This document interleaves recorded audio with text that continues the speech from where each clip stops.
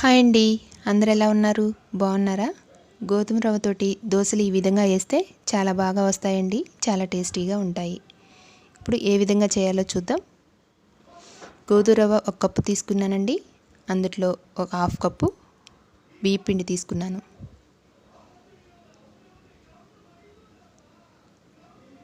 అందులో ఇప్పుడు సన్నగా తురిమిన క్యారెట్, సన్నగా తురిమిన బంగాళదుంప, సన్నగా తరిగిన ఉల్లిపాయలు, సన్నగా తరిగిన పచ్చిమిరపకాయలు. క్యారెట్ బంగాళదుంప తురమాలండి, తురిమితే మంచిగా ఫ్రై అవుతాయి, బాగుంటుంది. ఇవన్నీ వేసి మంచిగా కలపాలండి. కొంచెం ఉప్పు, కొంచెం జీలకర్ర, కొంచెం అల్లం వెల్లుల్లి పేస్టు, ఒక 2 స్పూన్లు పెరుగు.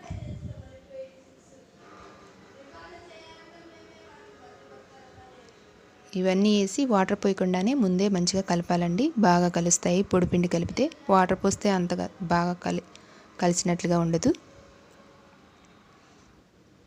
బాగా కలిపాక కొంచెం కొంచెం వాటర్ పోసుకుంటూ మనం దోశలు వేసే పిండి ఏ విధంగా కలుపుతామో ఆ విధంగా కలుపుకోవాలి.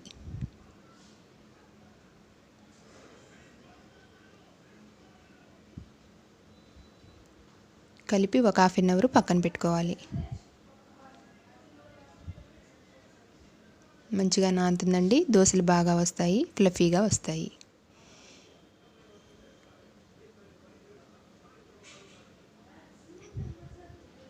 ఇప్పుడు కొంచెం గరం మసాలా వేసి కలపాలి.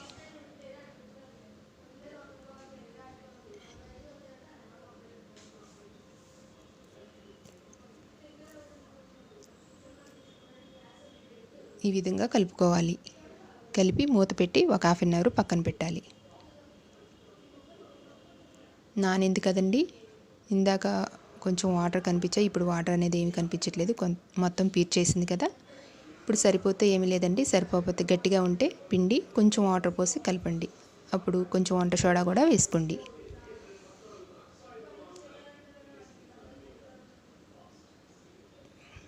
ఇప్పుడు గ్యాస్ వెలిగించి ప్యాన్ పెట్టుకోవాలండి దోశలు వేయటానికి.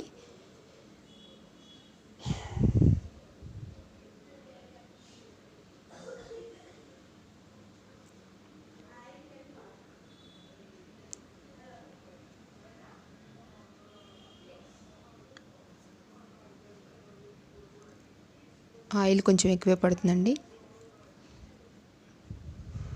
ఆయిల్ హీట్ ఎక్కాక దోశలు వేయాలి. మరి హై ఫ్లేమ్ మీద వేయకూడదండి. పైన మరి ఫ్రై అయినట్లుంటుంది, లోపల పచ్చిగా ఉంటుంది. అందుకే మీడియంగా ఫ్లేమ్ మీద ఫ్రై చేయాలి.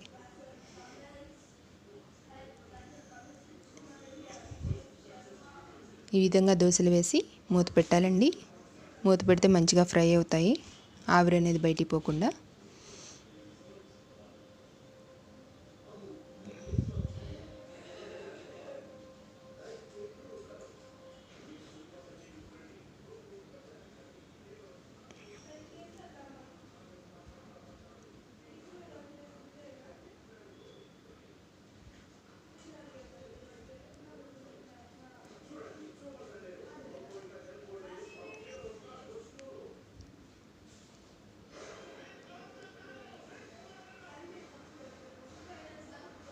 రెండో వైపు కూడా ఫ్రై చేయాలండి. చూడండి, చక్కగా ఫ్రై అయింది కదా. రెండో వైపు కూడా ఫ్రై చేస్తే బాగుంటుంది, చాలా బాగుంటుంది. కొంచెం ఆయిల్ వేయాలండి. అదేవిధంగా మిగతా పిండి కూడా దోశలు ఇదే విధంగా వేయాలి. నచ్చితే లైక్ చేయండి, షేర్ చేయండి, సబ్స్క్రైబ్ చేయండి, కామెంట్ చేయండి.